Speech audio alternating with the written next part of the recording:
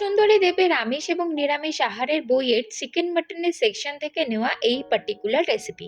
ঠাকুরবাড়ির রান্না সোশ্যাল মিডিয়াতে দেখে খুব স্বাদ জেগেছিল, অনেকগুলো রান্না রিক্রিয়েট করব। তো এটাই হলো প্রথম। ভীষণ সহজ সরল রান্না এবং অল্প মশলায় তৈরি প্রত্যেকটাই। তো বেশি কথা না বলে প্রথমেই 10 গ্রাম জিরে, ধনে, গোটা 10টা ঝাল কাঁচা লঙ্কা আর 10 গ্রাম আদা, 10-12 কোয়া রসুন মিক্সারে নুন দিয়ে বেটে ওর মধ্যে দুটো মাঝারি কুচি করে কাটা পেঁয়াজ দিয়ে আরও ভালো করে মিহি করে বেটে নিলাম। শিলে বাটা হলে ব্যাপারটা কিন্তু খুবই ভালো হয়। এরপরে 750 গ্রাম চিকেনকে 100 গ্রাম টক দই, 2 চামচ পেস্ট এবং 2 পলা ঘি দিয়ে অল্প নুন দিয়ে 2 ঘন্টা ম্যারিনেট করে রাখতে হবে। এরপর বানাবো একটা সুগন্ধি মশলা।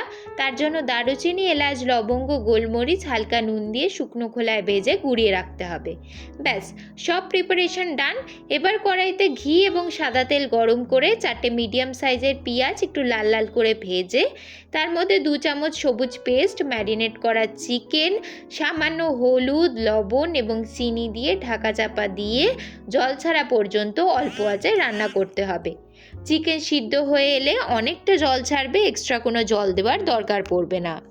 ব্যাস, এরপরই ওপর থেকে চেরা কাঁচা লঙ্কা এবং অল্প ভাজা মশলা ছড়িয়ে ঘন করে ফুটিয়ে রাখা 1 কাপ দুধ দিয়ে চাপা দিয়ে তরকারিটা বেশ তেল কাটা হলে আবার একটু ওপরে ভাজা মশলা ছড়িয়ে নামিয়ে নিলেই রেডি আমাদের এই চিকেনের প্রিপারেশন।